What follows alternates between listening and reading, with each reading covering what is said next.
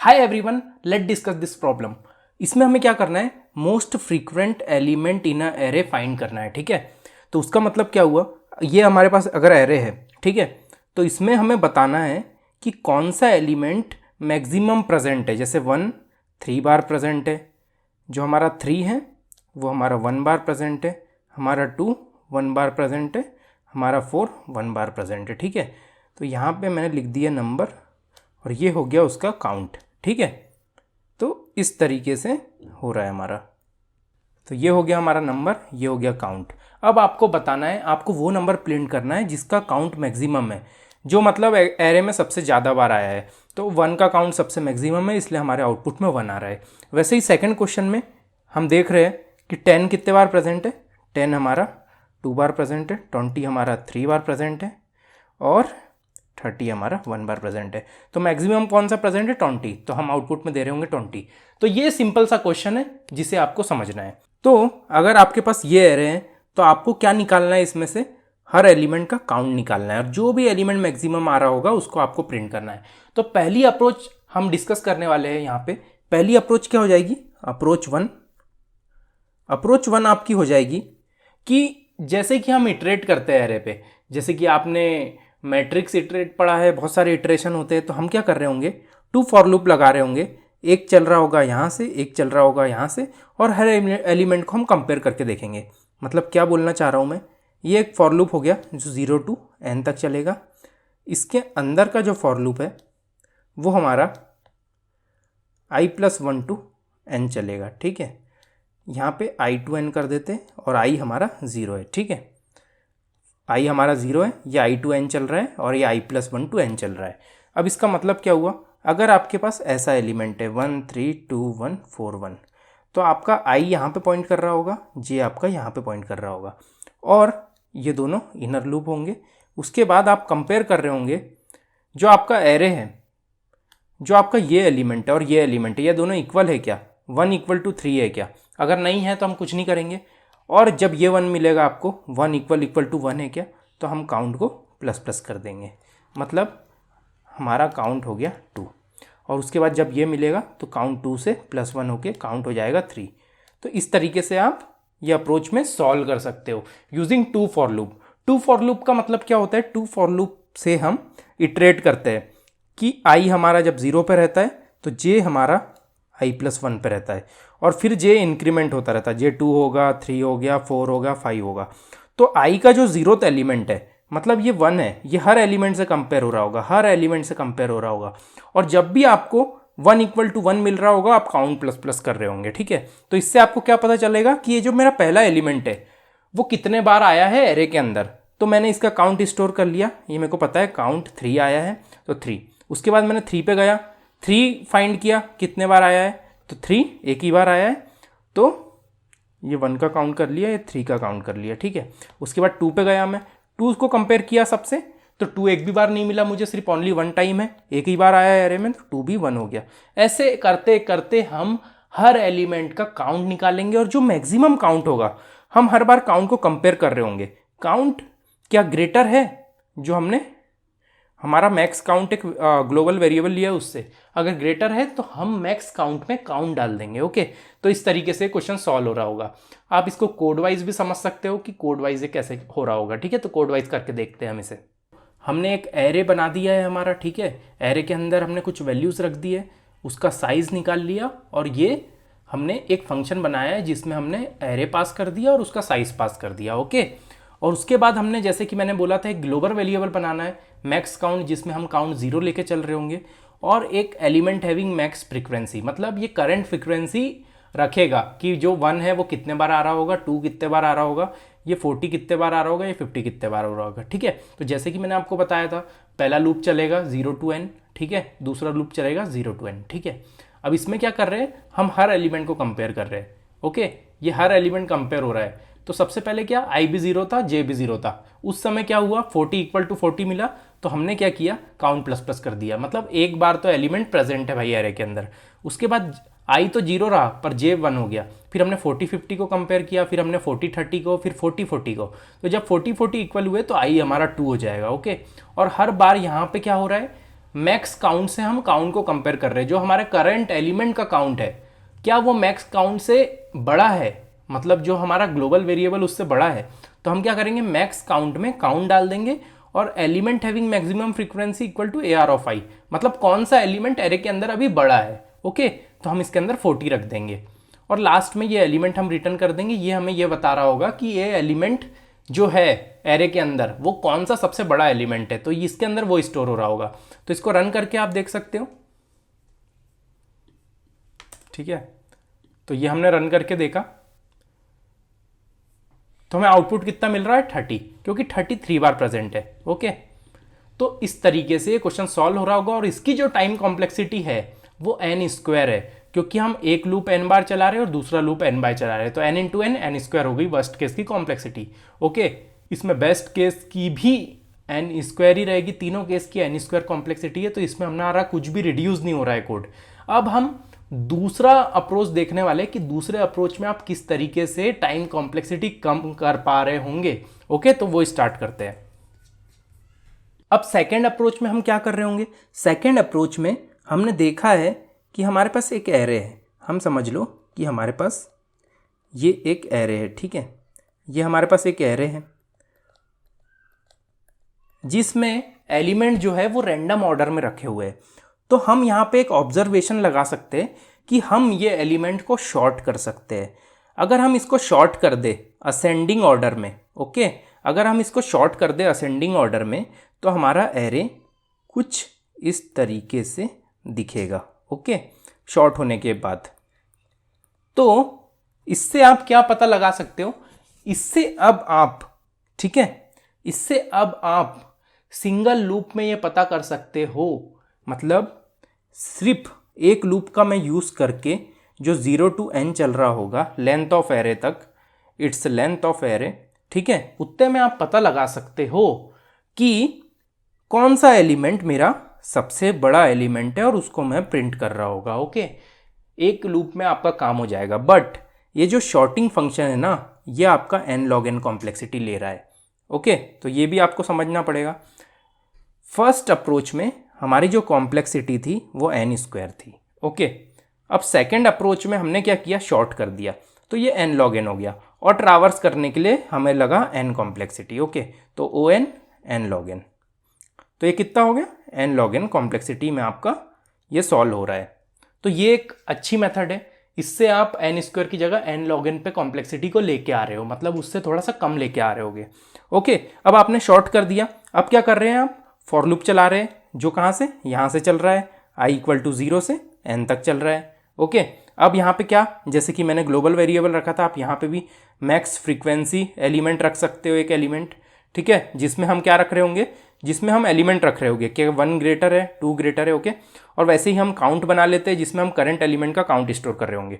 तो यहाँ पे कैसे हम कंपेयर कर रहे होंगे, हम क्या कर रहे होंगे कि हमने n-1 तक इसको चलाया। ओके, तो हम इसको और इसको कंपेयर करके देख रहे होंगे, i equal to i+1 AR of i, ठीक है, ये हम AR ऑफ i को ये कंपेयर कर रहे होंगे। अगर ये दोनों एलिमेंट इक्वल है तो हम काउंट प्लस प्लस कर देंगे, तो फिर ये दोनों एलिमेंट इक्वल मिल गए, i यहाँ आ गया, i, तो इसको दोनों को कंपेयर किया, फिर काउंट प्लस प्लस कर दिया, तो काउंट कितना हो गया 3।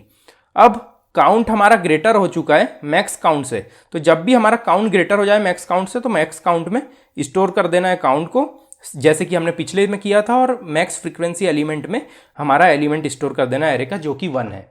तो इस तरीके से क्वेश्चन सॉल्व हो रहा होगा। सेम अप्रोच है, सेम पैटर्न है, ओनली हमने शॉर्टिंग का यूज़ किया है, जिसके कारण से हमारी टाइम कॉम्प्लेक्सिटी रिड्यूस हो गई, हमने एरे को शॉर्ट कर दिया। ठीक है, तो ये बहुत सारे क्वेश्चन में आप लगा सकते हो, जब भी आपको ऐसा लग रहा हो कि एरे में कुछ पैटर्न है, शॉर्टिंग के जरिए सॉल्व हो सकता है, असेंडिंग शॉर्टिंग, डिसेंडिंग शॉर्टिंग, तो ये अप्रोच से आप वो लगा सकते हो। अब इसको हम कोड वाइज देख लेते हैं कि एक बार कोड वाइज कैसे दिख रहा है ये सॉल्यूशन। जैसे कि आप देख रहे हो यहाँ पे हमने एरे रख दिया है और वैसे ही हमने साइज निकाल लिया और हमने मैक्स फ्रीक्वेंसी हमारा एरे का जो फंक्शन है उसको कॉल कर दिया, जिसमें हमने एरे को पास किया और उसकी लेंथ को पास किया है। उसके बाद हमने सबसे पहले क्या किया, यहाँ पे शॉर्ट कर दिया। ठीक है, शॉर्टिंग से हमारा एक पैटर्न बन रहा है जिसके ज़रिए हम सॉल्व कर पा रहे हैं क्वेश्चन को, और ये शॉर्टिंग n log n हमारा टाइम ले रही है। ओके, तो यहाँ पे जैसे मैंने आपको बताया था एक मैक्स काउंट रख दिया जिसको मैंने 1 असाइन कर दिया, एक रेस रख दिया जिसके अंदर हम एलिमेंट स्टोर कर रहे हैं कि कौन सा एलिमेंट ग्रेटर है एरे के अंदर का। तो हमने सबसे पहले उसमें 0th एलिमेंट को डाल दिया कि यार एक बार तो वो आया है तो हम उसको रख देते हैं, ठीक है। करंट काउंट क्या किया हमने, करंट काउंट 1 कर दिया, ओके। अब क्या कर रहे हैं हम, 1 से चला रहे हैं n तक, ओके। और क्या कर रहे हैं, 0th एलिमेंट को और 1th एलिमेंट को कंपेयर कर रहे हैं, मतलब ये 40 और ये 40 को। और शॉर्टिंग के बाद ये कुछ इस तरीके से दिख रहा होगा। मैं आपको बता देता हूँ कि शॉर्टिंग करने के बाद अगर आप शॉर्टिंग करते हो तो सबसे पहले 30 आ रहा होगा, फिर आपका 40 आ रहा होगा, ठीक है, और फिर आपका 50 आ रहा होगा, ओके। 30 40 50 आपका इस तरीके से आ रहा होगा। 30 आपका 3 बार है तो ये 3 बार लिख देता हूँ मैं, ओके। तो सबसे पहले आपको 30 मिलेगा 0th इस पे, और जो हमारा AR है जो अभी 1 है उस पर भी आपको 30 मिलेगा। तो 30 कंपेयर होकर इक्वल हुआ तो हमने करंट काउंट को प्लस प्लस कर दिया। करंट काउंट पहले से 1 था हमारा, करंट काउंट अब 2 हो गया कि हमारे पास 2 बार एलिमेंट मिल चुके हैं। फिर हमने I प्लस प्लस किया और यहाँ पे भी हमने चेक कर लिया क्या मैक्स काउंट करंट काउंट से ग्रेटर हो चुका है। तो हाँ भाई, करंट काउंट जो है हमारा वो मैक्स काउंट से ग्रेटर हो चुका है। मैक्स काउंट कितना था, 1 था, और करंट काउंट यहाँ पे हमें इक्वल मिला तो 2 हो गया। तो हमने क्या किया, मैक्स काउंट और मैक्स काउंट में करंट काउंट डाल दिया, और जो हमारा रेस्ट था उसमें हमने AR-I-1 भी रख दिया, ठीक है। इस तरीके से आप हर एलिमेंट को कंपेयर करोगे, हर एलिमेंट को कंपेयर करेंगे और उसका काउंट हम स्टोर करते जाएंगे, जो भी काउंट करंट काउंट ग्रेटर हो जाए मैक्स काउंट से।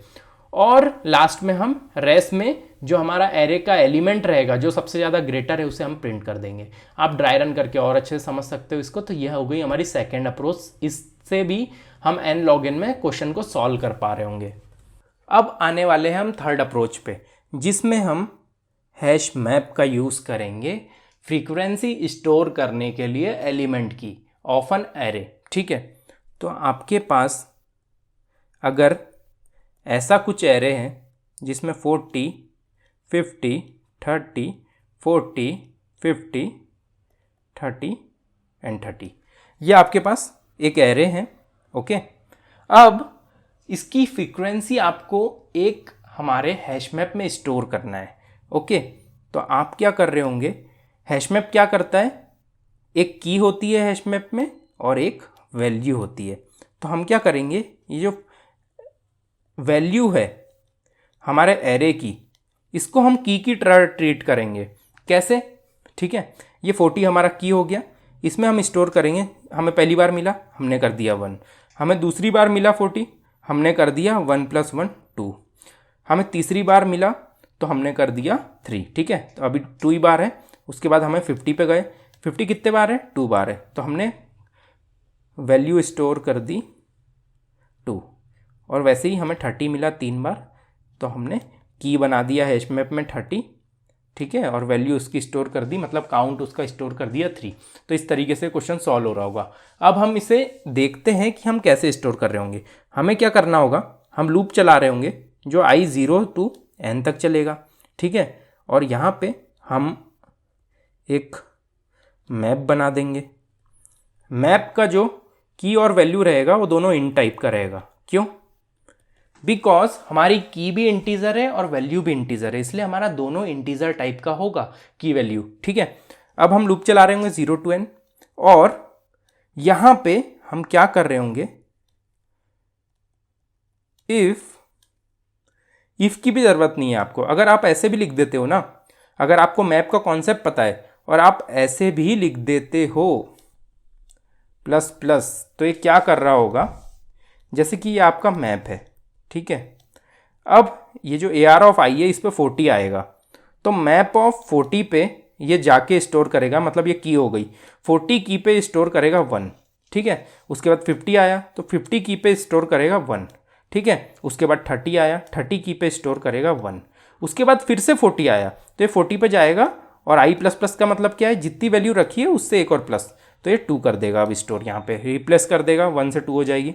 उसके बाद फिर से 50 आया तो ये 1 से 2 कर देगा, ओके। फिर से 30 आया, ये 1 से 2 कर देगा। फिर से 30 आया, ये 1 से 3 कर देगा, 2 से 3 कर देगा।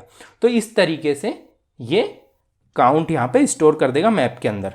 अब ये काउंट को निकालना भी तो पड़ेगा, कौन सा ग्रेटर काउंट है, ठीक है। आपने स्टोर तो कर दिया मैप के अंदर। अब क्या करेंगे हमने, जैसे मैंने बताया था आपको, मैप को ट्रैवर्स करने के लिए आपको इस तरीके से कुछ लिखना होगा। इस तरीके से आप ट्रैवर्स कर सकते हो, ठीक है। आप वेल डॉट फर्स्ट करेंगे तो आपको की मिल रही होगी, वेल डॉट सेकेंड करोगे तो आपको वैल्यू मिल रही होगी। अब आपको क्या करना है, आपको यहाँ पे एक मैक्स काउंट रख लेना है ऑफ 0। ओके, मैक्स काउंट रख लेना है और एलिमेंट फ्रीक्वेंसी भी रख लेना है। ओके, अब यहाँ पे क्या कर रहे हैं हम वैल्यू डॉट सेकेंड, जो मतलब वैल्यू है उसको मैक्स काउंट से कंपेयर करेंगे। तो पहली बार मैक्स काउंट 0 रहेगा तो हम डायरेक्ट 40 की वैल्यू जो 2 है वो स्टोर कर देंगे मैक्स काउंट में। Okay, max count equal to val dot second. तो जब हमारा मैक्स काउंट है, ठीक है, मैक्स काउंट में आ जाएगा 2। उसके बाद जब यहाँ पे आएगा, जब 30 पे ट्रैवर्स कर रहा होगा तो 30 के पास 3 है तो वेल डॉट सेकेंड क्या 3 ग्रेटर हो जाएगा 2 से। अभी मैक्स काउंट में 2 था। ओके, जब ये ग्रेटर हो जाएगा दोनों तो हमें 3 को रिप्लेस करना पड़ेगा मैक्स काउंट में। और एक और चीज़, यहाँ पे एलिमेंट फ्रीक्वेंसी में हम मतलब वेल डॉट फर्स्ट डाल रहे होगे। वेल डॉट फर्स्ट क्या है, हमारी की है, तो एलिमेंट फ्रीक्वेंसी में आ जाएगा 30। तो ये एलिमेंट फ्रीक्वेंसी को आप प्रिंट कर दोगे, ठीक है, तो आपको सॉल्यूशन मिल रहा होगा। अब इसको इम्प्लीमेंट करके भी देख लेते हैं। वैसे मैंने आपको यहाँ पे बता दिया इम्प्लीमेंट करके किस तरीके से हो रहा होगा, फिर भी एक बार देख लेते हैं। हमने साइज़ निकाल लिया, हमने फंक्शन कॉल कर दिया जिसमें हमने आर्ग्यूमेंट पास कर दिया एरे और उसका साइज़, और उसी तरीके से हमने यहाँ मैप बना लिया है जो क्या इंटीजर टाइप का है। की भी उसकी इंटीजर है और उसकी वैल्यू भी इंटीजर है। उसके बाद हमने ये लूप चलाया जिससे क्या हो रहा है, हम मैप के अंदर हर एलिमेंट का काउंट स्टोर कर दे रहे हैं कि 40 कितने बार प्रेजेंट है भैया, 50 कितने बार प्रेजेंट है, 30 कितने बार प्रेजेंट है। तो ये हमें काउंट मिल गया। उसके बाद हमने एक मैक्स काउंट बनाया और RES इक्वल टू -1, जिसके अंदर क्या स्टोर कर रहे होंगे, जिसके हम एलिमेंट स्टोर कर रहे होंगे। क्या 40 ग्रेटर है, क्या 50 ग्रेटर है, क्या 30 ग्रेटर है, जो भी ग्रेटर है हम उसको स्टोर करके रिटर्न कर देंगे आंसर में, क्योंकि हमें एलिमेंट चाहिए कि कौन सा एलिमेंट ग्रेटर है, हमसे ये पूछा गया था क्वेश्चन में। ठीक है, तो हमने ये लूप चलाया। लूप में हमने क्या किया, मैक्स काउंट अगर लेस है, मैक्स काउंट पहली बार 0 है, लेक्स है आई डॉट सेकंड से। आई डॉट सेकंड में क्या होगा, काउंट स्टोर होगा कि 40 कितने बार प्रेजेंट है हैश मैप में। तो 40 यहाँ पे कितनी बार प्रेजेंट है, एक और ये एक दो बार। तो क्या मैक्स काउंट 0 ग्रेटर है या लेस है 2 से? हाँ लेस है। तो हम क्या करेंगे, res equal to i dot first. I dot first के अंदर क्या आएगा, ये 40 आएगा। ठीक है, कि हमने रेस के अंदर रख दिया 40 और मैक्स काउंट रख दिया 2, क्योंकि ये 2 बार प्रेजेंट है। अब जो हमारा 30 है, जब ये 30 पे ट्रावर्स हो रहा होगा तो 30 की जो आई डॉट सेकेंड वैल्यू आ रही होगी, मतलब आई डॉट सेकेंड में क्या आएगा, उसका काउंट आएगा कि 30 कितने बार प्रेजेंट था एरे में। तो आई डॉट सेकेंड में 3 आएगा। ओके, तो 3 हमारा मैक्स काउंट से ग्रेटर हो जाएगा, मैक्स काउंट 2 था। ओके, तो ये जब ग्रेटर होगा तो हम RES में 30 डाल देंगे और मैक्स काउंट में 3 डाल देंगे और यहाँ से 30 रिटर्न कर देंगे। तो आज जो आपका आउटपुट दिखने को मिल रहा है यहाँ पे 30 मिलेगा। ओके, तो इस तरीके से हम थर्ड अप्रोच में क्वेश्चन को सॉल्व कर सकते हैं।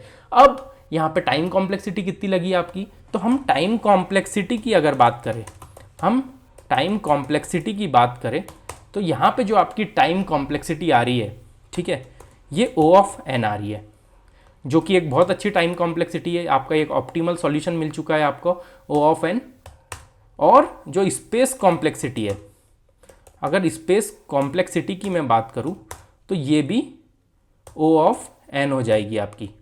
क्यों O ऑफ n हो रही है, क्योंकि हम एक एक्स्ट्रा स्पेस यूज़ कर रहे हैं, हम मैप का यूज़ कर रहे हैं। जो हमने पिछली अप्रोच में देखा था, पिछली अप्रोच में हमने कुछ भी स्टोरिंग नहीं की थी, सिर्फ हमने वेरिएबल्स बनाए थे। जब भी वेरिएबल्स हम बनाते हैं तो वेरिएबल का कांस्टेंट स्पेस होता है, और जब भी कोई डेटा स्ट्रक्चर यूज होता है तो उसमें हम जो एलिमेंट स्टोर करते हैं उस पर डिपेंड करता है उसका साइज और स्पेस हम कितना ले रहे हैं। तो यहाँ पे हमने मैप स्टोर किया है, मैप बनाया है और उसमें हमने एरे के पूरे एलिमेंट स्टोर करे। तो हमारी यहाँ पे स्पेस कॉम्प्लेक्सिटी O1 हो गई। अब ये सॉल्यूशन बेहतर इसलिए है क्योंकि यहाँ पे हमने स्पेस का यूज करके टाइम बचा लिया हमारा।